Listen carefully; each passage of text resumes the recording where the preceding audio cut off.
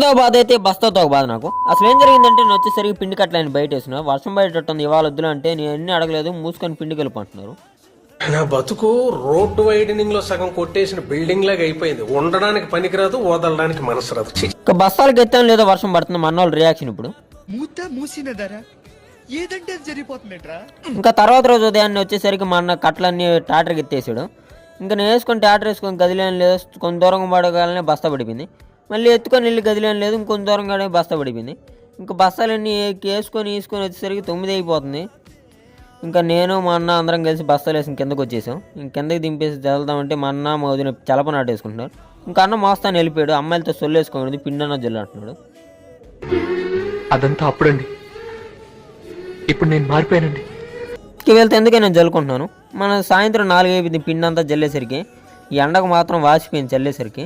ఇంకా మొత్తం మొహం అన్నీ గడిగేసుకొని ఇంక స్టార్ట్ అయిపోయాయి ఇంటికి. ఇంక మా నాన్న ఒక 4 గంటలు అడిగి డాబా పోదాం అనుకుంటున్నాను. అది అవదమ్మా. ఇంకా తెలిసి కూడా మా నాన్న అడగకూడదు.